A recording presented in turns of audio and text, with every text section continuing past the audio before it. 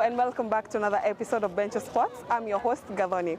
Today we are in Kibera at Bombolulu area, interviewing one of our finest coaches around. His name is Godfrey Otieno, also known as Coach Solo. He used to be a coach at Kibera Black Stars, and now he's an assistant coach at KCB. Follow me while we indulge in his life, coaching and also playing. Thank you.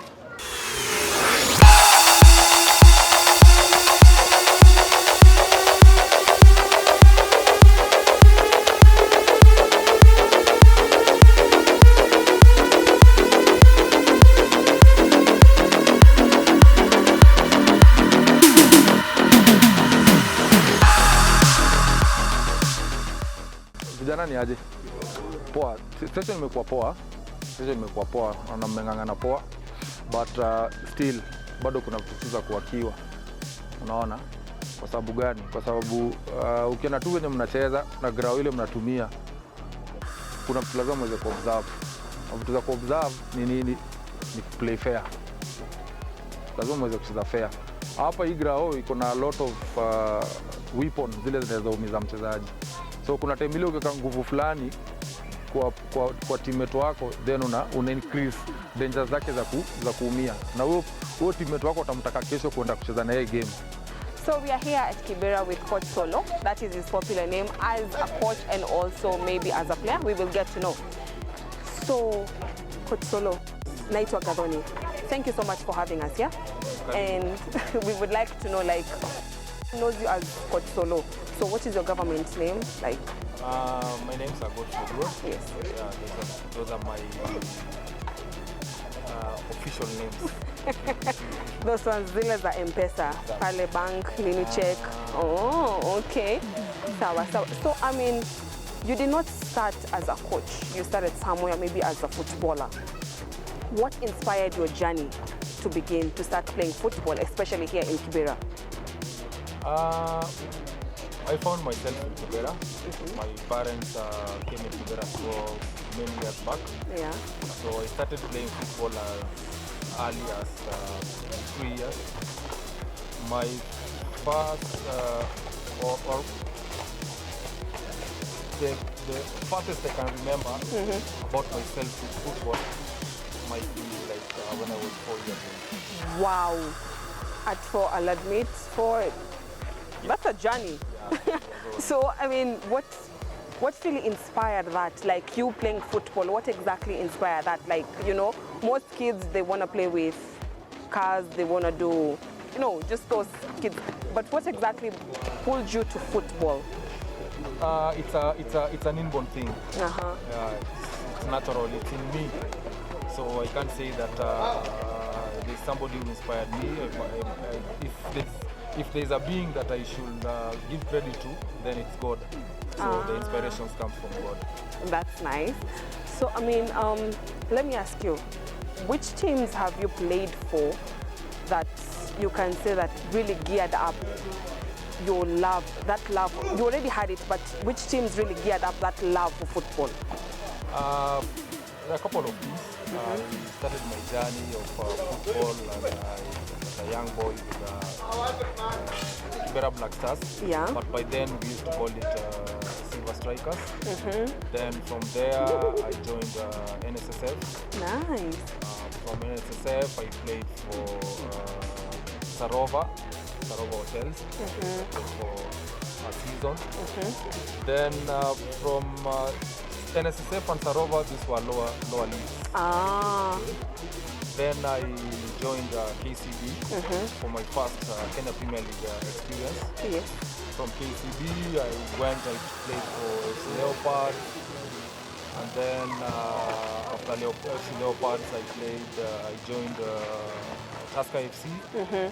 I played for 3 seasons in Tusker FC. That's a long time. Yeah, then I went and played for a team in Rwanda called Electrogaz.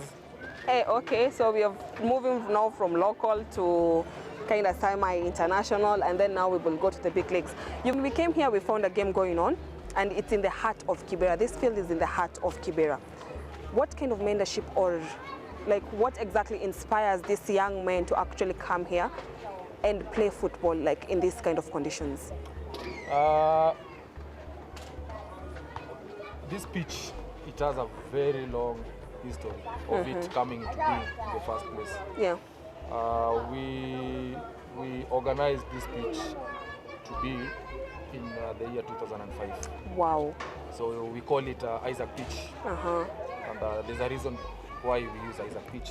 Why the name Isaac pitch? I think that's someone's name. Yeah, so where exactly Isaac pitch? That's why I said it has a long story Yes. about it. So we call it Isaac pitch. Basically there were houses here, and then the houses were demolished.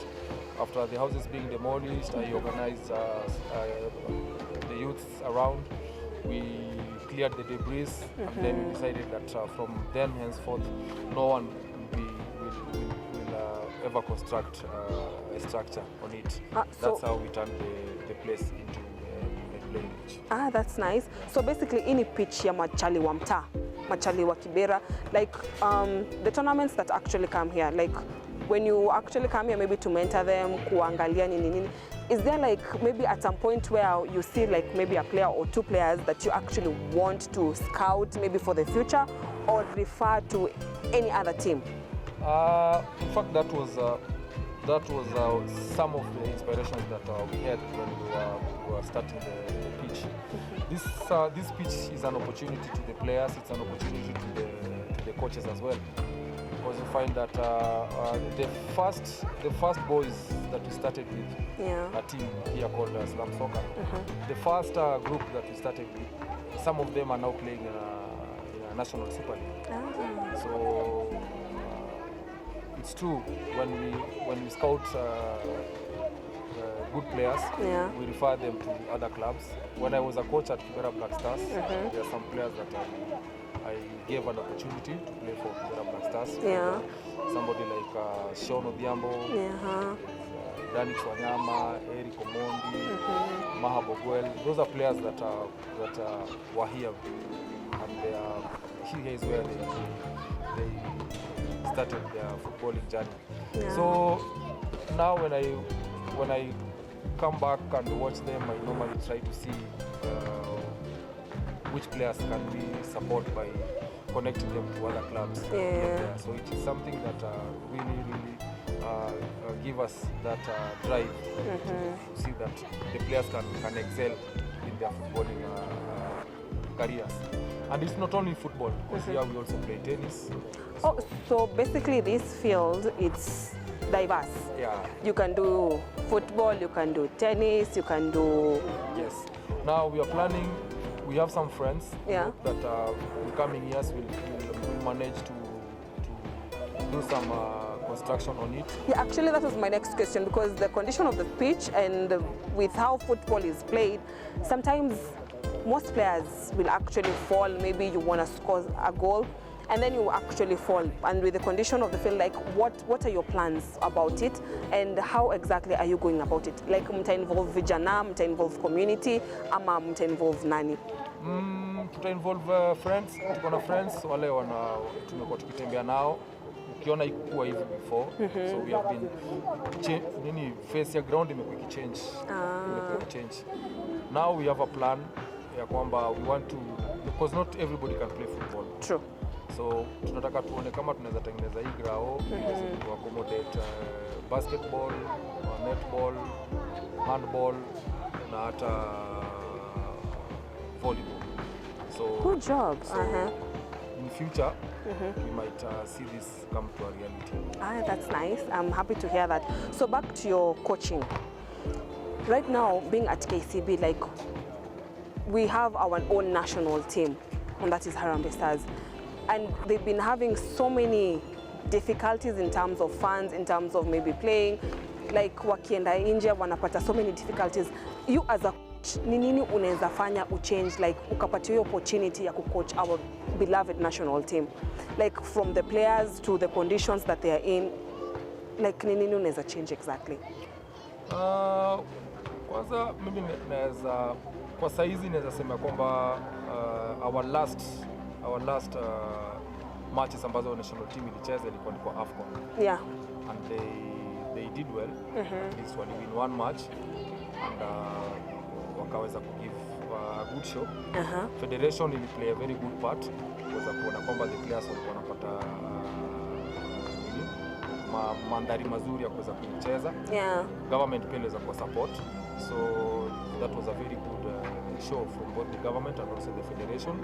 Kapatia the players morali ya kuweza kujionyesha.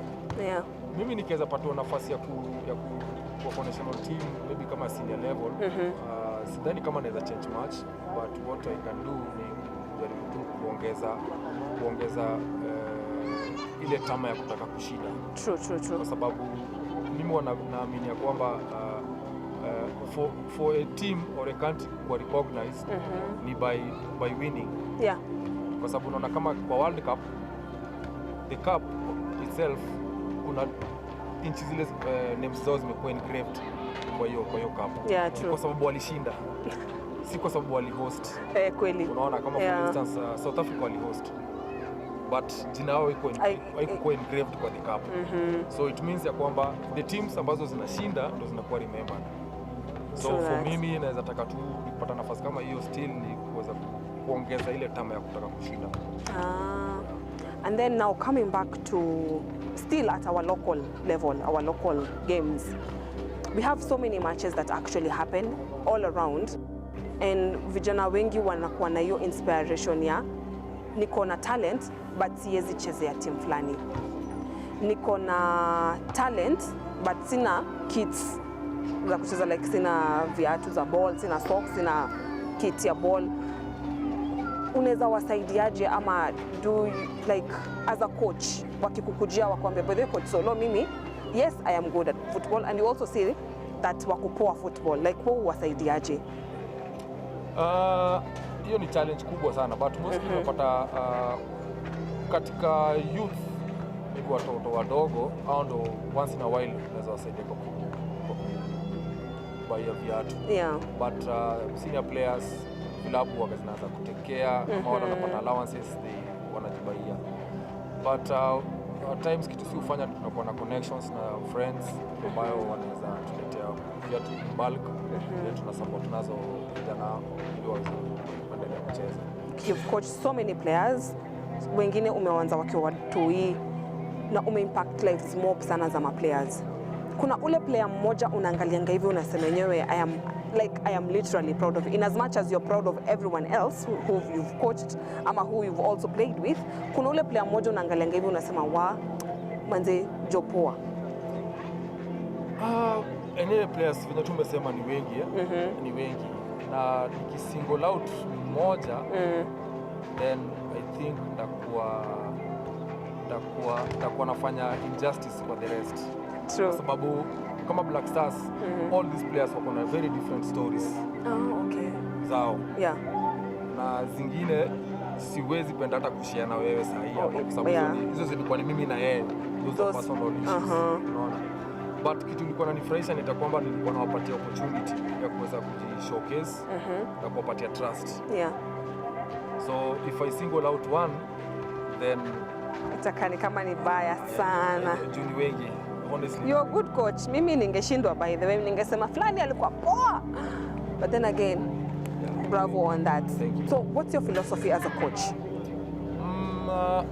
Okay, my philosophy as a coach is I enjoy players who understand the game, because the game is the best teacher. So I'm a coach who likes to do a lot in training, then let the players express whatever we're doing on the pitch. So I don't like shouting much on the pitch. I like to enjoy the game now, then to see if there are things that you can work on in training. Basically, I enjoy possession game with a lot of penetration passing. That means it gives the team an opportunity to attack.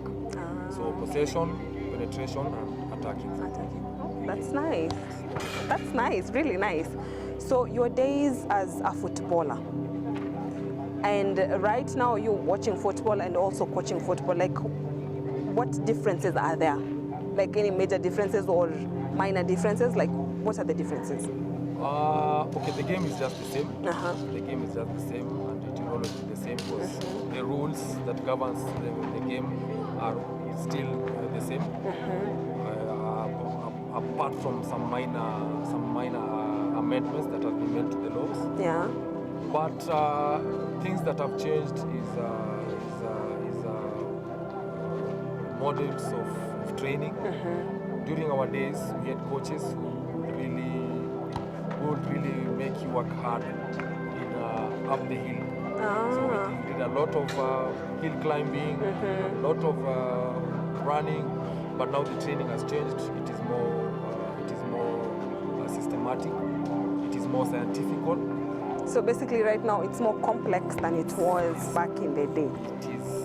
As a coach, what is your best moment? That one best moment for you that was like, yes. And then the worst moment for you that uliangalia ukasema, guy, what just happened? Best moment yangu kwa ball kama coach kadhaa. Nataka tu hiyo moja yenye stand out. Ambaye inaweza stand out ni game yetu tukicheza against Western Steam kwa KCB nikiwa Black Stars. Hiyo ilikuwa ni game yetu, tulikuwa by then Western Steam walikuwa number 1 na sisi tulikuwa number 3. So we were to win that game and then to out jump, sisi tulikuwa number 1 kwa table.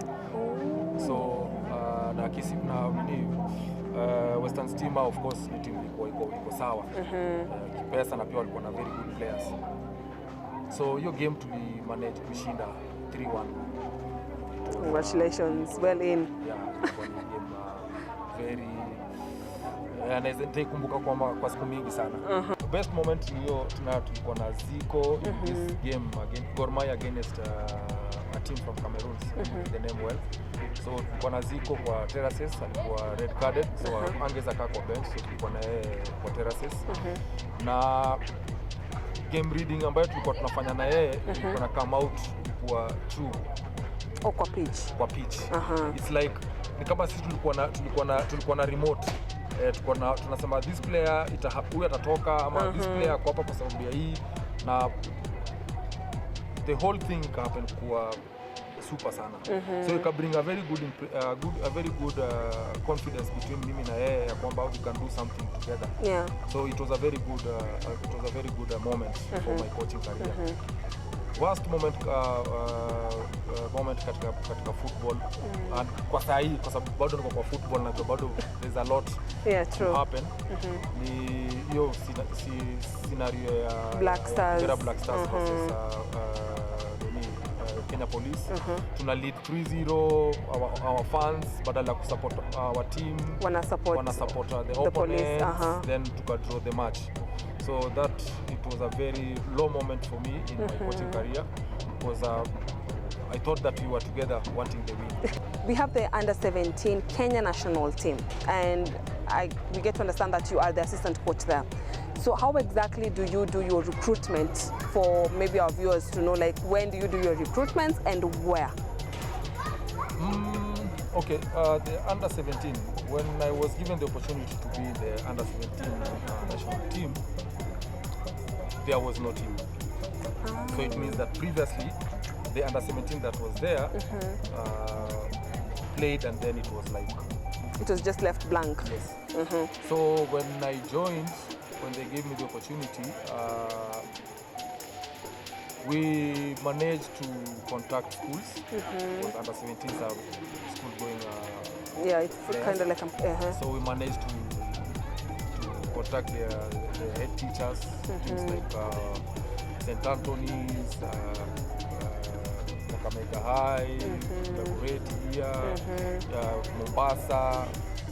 So these schools managed to send some players. Okay. Then we assembled. We had like 80 players. We assembled them in a hotel.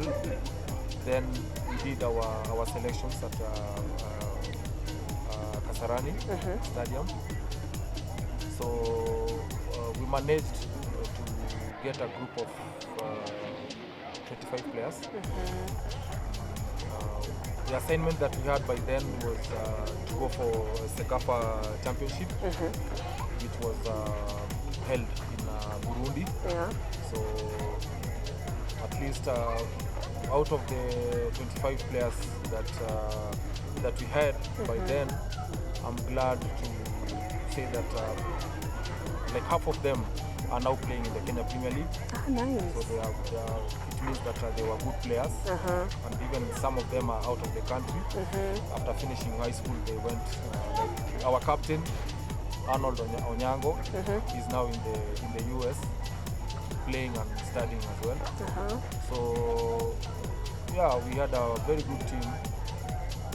Team that I think the federation is planning on how the continuity can be there, because now the boys cannot play in the under-17 again. Now they are looking forward to be the under-20, because the last time that they played was when we played AFCON qualifiers. Yeah. We played in Tanzania, and I doubt if they will be eligible to play again. Because they're past that under-17 age.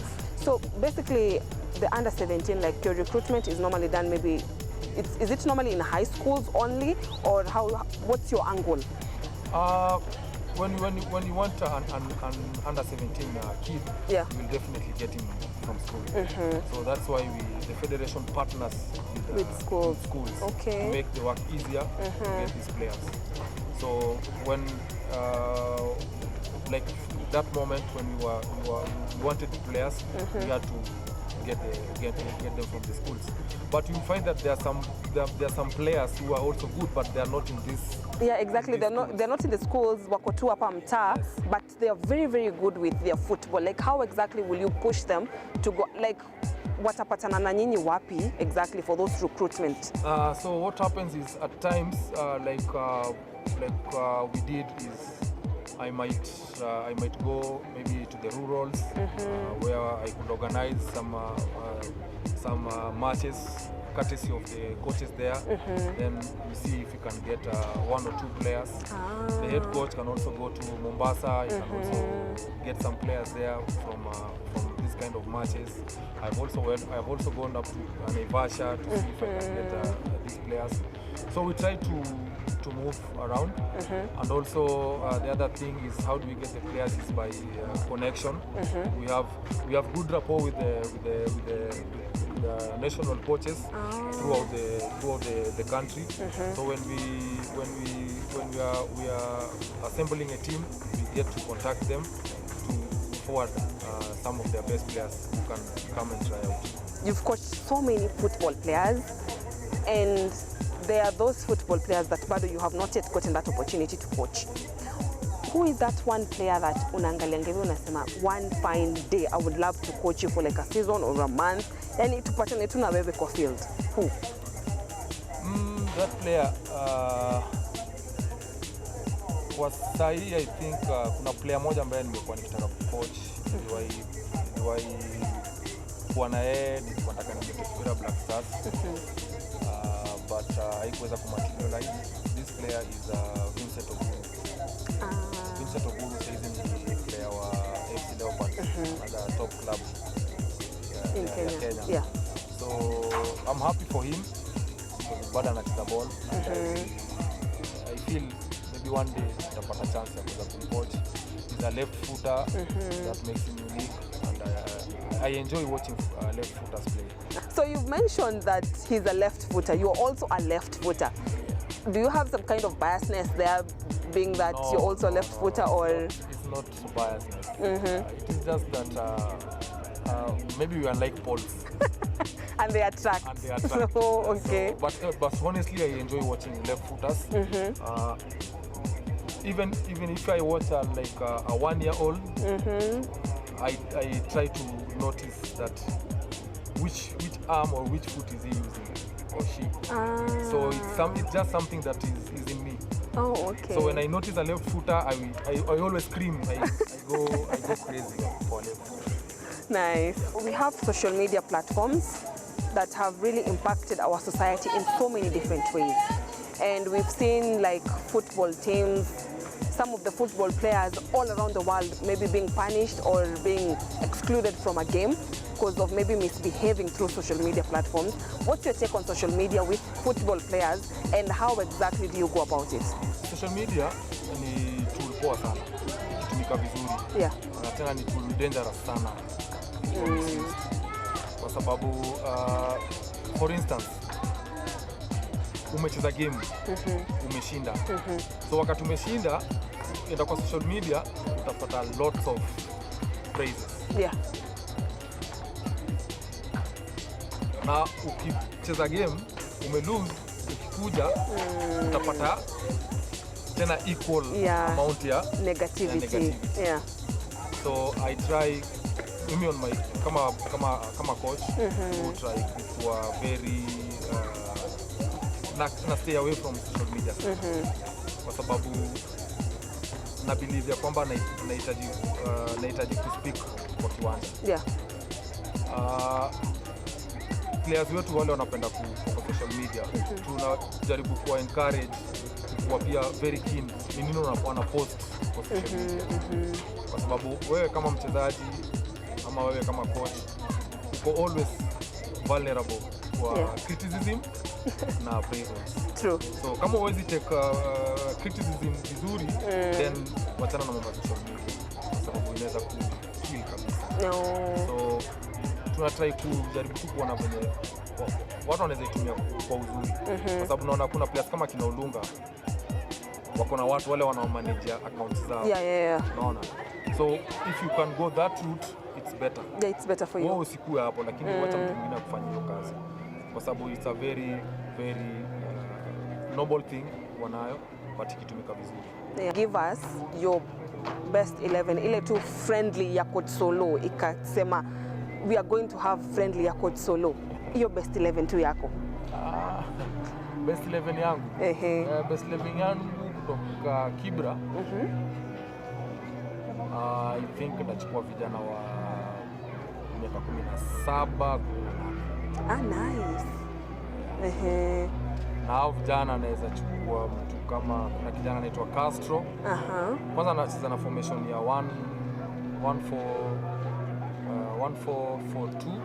but the two strikers na kuna false number 9 ambaye watu wanamtaka kama number 10. So I think hapo naweza na mtu kama Castro, goalkeeper. Niko na Castro, niko na Emmanuel but they are both good players but Castro apate hiyo game. Then maybe naweza kuwa na kijana anaitwa Raul kama left back. Na kuwa na kijana anaitwa Munala. Munala iko national team under 15 kama right back. Then na kijana anaitwa Mavunde anachezea Uweza kama center back. Yeye anakuwa accompanied na Kambi. Kambi pia iko national team, a very good left footer. Okay. And then kwa midfield, nakuwa na kijana anaitwa Dele, anachezea ligi ndogo. Alafu kuna mwingine anaitwa Chicha. Chicha wanasimama na yeye pamoja, Chicha iko Uweza. Then maybe offensive or side ya left nakuwa na kijana anaitwa Festo. Festo yuko ligi ndogo. And then side ya right maybe nakuwa na Baron. Yes, Baron anachezea Godagoreti High. Striker wangu kuna kijana anaitwa Moha. Sijui kama bado yuko Olympic High. Moha yeye anakuwa number 9. Then nyuma yake nakuwa na kijana mwingine another left footer anaitwa Katoi. Katoi ni wa team inaitwa Karo Foundation. I think hao ndio vijana hao ndio best 11 yani. Best 11 yangu. Basically coach, tukimalizia, what have been your achievements as a coach, as a football player? Like umeachieve nini so far? Achievements katika hii ball kwanza mimi naweza sema kuweza kucheza successfully, kuweza kufika levels ambazo other players wanaweza penda. And then kwa coaching naweza sema naweza kupata kuweza kumudu familia yangu. Then above all achievement ingine ni ati kwamba nimeweza kucreatea watu wengine opportunities. Yeah. Players na macoach. Nice. Na furahi sana nikiona kuna vijana wale niliweza kucoach, saizi wanaanza kuingia kwa coaching. Na naona pia wachezaji wengine ambao walikuwa hawana ajira wanapata ajira. So wananifurahisha, those are some of the achievements. Okay, sawa basi. Also, what kind of advice would you give to your fellow coaches ama upcoming coaches too, and pia football players? Like, advice gani unaweza wapatia wenye pia wako mtaa, advice gani unaweza wapea? Kwa players. Players naweza waambia ni kuchange tu mentality. Unaona? Yeah. Unajua mind ya mchezaji na mind ya coach, thinking zao ni tofauti. True. Whereby mchezaji ana think ati coach nipatie game nikuonyeshe. Okay. Unaona? Na coach thinking yake ni wewe nionyeshe kwa mazoezi alafu nikupatie game. Kweli. So players inafaa wabadilishe tu mindset. Si game ni wewe kwa mazoezi. So onyeshana kwa mazoezi ndio utapatiwa game. Ukionyeshana vizuri kwa mazoezi utapatiwa game na utaperform vizuri. Na hapo ndio itakuwa ni platform yako ya kusonga mbele. Okay, so ni kuchange tu mindset. So na urge players wetu kutoka Kibera na hata Kenya mzima tubadilishe tu mindset yetu. Anza kuwa na good attitude kwa training. Na hiyo itakupatia chance ya kuwa selected. Na once unapata chance ya kucheza game, then showcase whatever mkofanya kwa practice, ufanye vizuri. Of course utafanya some mistakes, but mistakes ni part ya learning. Yeah, true. So usiogope. Then express vizuri na njia zako zitafunguka. Nice. Kwa coach, kitu tunaweza waeleza ni eti kwamba patience. Kwa sababu ukitaka kukua pahali kwa haraka, then sidhani kama itakuwa real. So kuwa tu patient, work hard, try kupata knowledge as much as possible kwa sababu football ni dynamic, ina change daily. Situations zile zinafanyika kwa ground ni mingi na players unafaa kwa manage, so lazima uweze kuwa knowledge about enough. True. So these are advices ambazo ningependa kushare nao kwa siku ya leo, but we still have a long way to go na kulana. So maybe advice yangu next time itakuwa nyingine different, but basically I'm thinking one step at a time, right? Exactly. Okay, so thank you so much, Coach Solo. It's been a wonderful time. Yes. That's cool, sir. Thank you for watching the show. I was your host, Gathoni Muthoni. Till next time, please subscribe to our YouTube channel. Subscribe hapo chini. There's subscribe and then there's a notification bell. Subscribe. Bench Sports. Till the next episode.